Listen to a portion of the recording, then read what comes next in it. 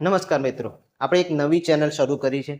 તેમાં વાત કરીએ તો ધોરણ 6 થી 8 ગુજરાતી વિષય સૌથી વધારે ઊંડાણપૂર્વક આપણે દરેક પાઠની ચર્ચા કરીશું. તો આજે આપણે વાત કરવા જઈ રહ્યા છીએ ધોરણ 7 વિષય ગુજરાતી અને પાઠ છે ગુપ્તદાન. પહેલા તો આપણે એ સમજીશું કે ગુપ્તદાન એટલે શું. ગુપ્તદાન એટલે કે એક એવા પ્રકારનું દાન કે જે કોઈને કીધા વગર પોતાની ઓળખ છુપાવીને જે દાન કરવામાં આવે છે તેને ગુપ્તદાન કહે છે. તમે સાંભળ્યું હશે કે ગણેશ ચતુર્થી હોય, નવરાત્રિ હોય કે કોઈ પણ પ્રસંગ હોય, લોકો ફાળો લખાવતા હોય છે અને ફાળામાં એ રીતના લખાવે છે કે રામ ભરોસે આટલા રૂપિયાનું દાન, રામ ભરોસે આટલા રૂપિયાનું દાન. મતલબ કે એ એક પ્રકારનું ગુપ્ત દાન છે કે જે તે વ્યક્તિ દાન કરે છે પોતાની જે ઓળખ છે તે છુપાવવા માંગે છે, તેને એક પ્રકારનું ગુપ્ત દાન કહેવાનું.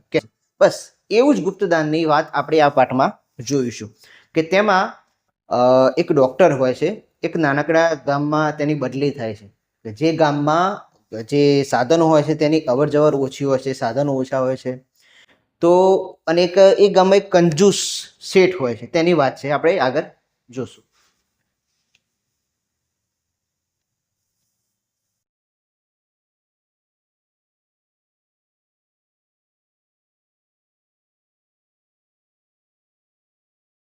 પહેલા વાત કરીએ તો પીતાંબર પટેલ. પીતાંબર પટેલ કોણ છે? પીતાંબર પટેલ કે જેને ગુપ્તદાન નામનો જે પાઠ લખ્યો છે તે લેખક છે. અને એમના જન્મની વાત કરીએ તો જન્મ ક્યાં થયો છે? મહેસાણામાં થયો છે. અને કયા જિલ્લામાં થયો છે? મહેસાણા જિલ્લામાં ઈસવીસન 1918માં થયો છે. એ એક વાર્તાકાર અને નવલકથાકાર તરીકે જાણીતા છે. પીતાંબર પટેલ છે કઈ રીતના જાણીતા છે? એક નવલકથાકાર અને વાર્તાકાર તરીકે જાણીતા છે. અને એમની જે જાણીતી વધારે રચના છે એની વાત કરીએ કે રસિયો જીવ છે, ખેતનને ખોડે ભાગ 1 અને ભાગ 2 તેમની જાણીતી રચનાઓ છે. અને તેમની અવસાનની વાત કરીએ તો તેનું અવસાન ક્યારે થયું છે? 1977માં થયું છે.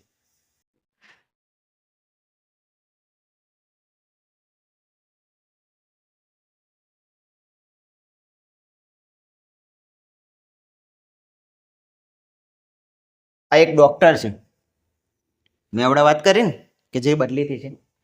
વાર્તામાં મુખ્ય પાત્ર એક ડોક્ટર છે જેમની બદલી ગંગાપુર, યાદ રાખજો કયા ગામમાંથી છે કે ડોક્ટર છે, ડોક્ટરની બદલી ગંગાપુર નામના ગામમાં થઈ છે.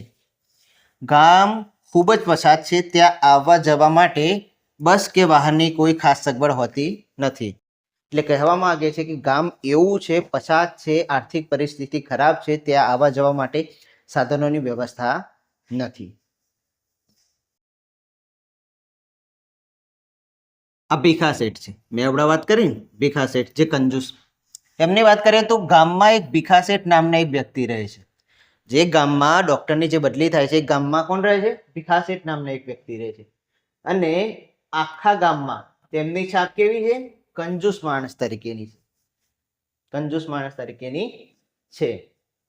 તેમના પત્ની પણ એવું માને છે કે શેઠ એકદમ લોભી છે. એટલે ગામના લોકો તો માને છે કે આ શેઠ એકદમ કંજૂસ છે, પૈસા બચાવે છે, બરોબર. પણ એમને પત્ની પણ એવું માને છે કે એકદમ લોભી છે અને તેઓ પૈસા ખર્ચવામાં માનતા નથી. ડોક્ટર પણ ગામ લોકોની વાતો સાંભળીને ભીખા શેઠ વિશે આવો જ અભિપ્રાય બાંધે છે.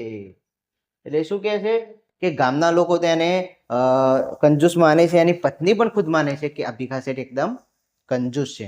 અને ગામ લોકોની વાત સાંભળીને જે ડોક્ટર બદલી થયો છે નવું, એ પણ માની લે છે એવું કે આજે ભીખા શેઠ છે એ એકદમ કંજૂસ છે. એટલે ભીખા શેઠ શું કરે કે એમના કપડાં થીગડાવાળા હોય, ફાટેલા હોય, એવા હોય અને પૈસા બહુ બચાવે છે.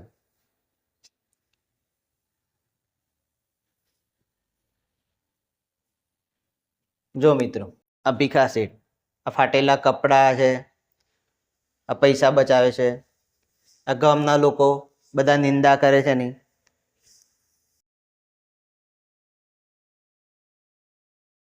પછી શું થાય છે કે થોડા સમય પછી ગામમાં મેલેરિયાનો રોગચાળો ફાટી નીકળે છે. બીજી કોઈ આપત્તિ આવે છે જેના માટે ગામમાં દવાખાનું શરૂ કરવા કે દવાખાનું માટે મોટી મકાનની અને પૈસાની જરૂર ઊભી થાય છે. અને ડોક્ટર ચિંતામાં આવી જાય છે કે ગામના ગરીબ લોકોની સારવાર કઈ રીતના કરવી. એટલે થોડા સમયમાં શું થાય, ગામમાં એકદમ મેલેરિયા જે રોગ હોય છે એ ફાટી નીકળે છે. અને ગામના લોકો માટે બધાના ડૉક્ટર ભેગા કરે છે. ગામના લોકોને ડૉક્ટર ભેગા કરે છે પૈસા માટે, કે ડૉક્ટર જોડે એટલા પૈસા હોતા નથી કે શહેર જઈને જે મેલેરિયાની દવા આવે છે એ દવા લાવીને આ ગામના લોકોની સેવા કરી રહે. અને ડૉક્ટરનું એવું બહુ માનવું હોય છે કે હું ગામના લોકોની સેવા કરું, પણ ડૉક્ટર જોડે એટલા પૈસા હોતા નથી. એટલે પછી શું કરે છે કે ગામના લોકોને બધાના ભેગા કરે છે કે આપણે બધા ભેગા થઈને થોડું પોતાની યથાશક્તિ પ્રમાણે ધન ભેગું કરીએ અને પછી જે એના ઇન્જેક્શન આવે છે, એની દવાઓ આવે છે મેલેરિયા માટે, એ આપણે લાવીએ અને ગામના લોકોને આપણે દવા કરીએ. પણ ગામમાં કોઈ પણ પૈસા આપવા માટે તૈયાર થતું નથી.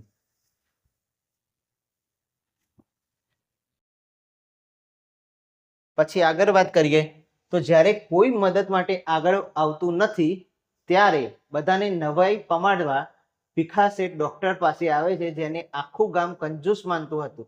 તે ભીખા શેઠ ડૉક્ટરને દવાખાનું શરૂ કરવા માટે મોટી રકમની મદદ કરે છે. મિત્રો, દવાખાનું શરૂ કરવા માટે નહીં, પણ દવાખાનાની જે દવા લાવવાની હોય છે એ લાવવા માટે ભીખા શેઠ એની મદદ કરે છે. જ્યારે ડૉક્ટર એની હોસ્પિટલમાં બેઠા હોય છે, ક્લિનિકમાં બેસ્યા હોય છે, ત્યારે ભીખા શેઠ આવે છે. અને ભીખા શેઠ આવે છે એટલે ભીખા શેઠ આવીને ડૉક્ટરને શું કહે છે કે હું તમને જે તમે દવાઓ લાવવાનું કહો છો મેલેરિયા માટે, એના માટે હું પૈસા તમને આપવા આવ્યો છું. હા, પણ મારી એક શરત છે. તો ડૉક્ટર કહે છે કેવી શરત? ભીખા શેઠ એવું કહે છે કે મારી એક એવી શરત છે કે હું તમને જે દાન આપું એ તમારે કોઈને કહેવાનું નહીં. એટલે એનો મતલબ કે ગુપ્ત દાન. હું તમને જે દાન આપું એ તમારે કોઈને કહેવાનું નહીં. એટલે આ સાંભળીને, આ જોઈને ડૉક્ટર છે એ શું થાય, આશ્ચર્યચકિત થઈ જાય છે કે જેને હું કંજૂસ માનતો હતો, લોભી માનતો હતો, એ જ આખા ગામની શું કહેવાય કે સેવા કરવા માટે, આટલું દાન આપવા માટે તૈયાર થાય છે. એટલે ડૉક્ટર શું થાય છે, શોક થઈ જાય છે. એટલે જો આ રીતના ભીખા શેઠ છે એમના દાન આપવા માટે આવે છે ડૉક્ટર જોડે, અને આ ભીખા શેઠ એમ કહે છે કે તમારે કોઈને કહેવાનું નહીં, હું તમને ગુપ્ત દાન આપવા માંગુ છું.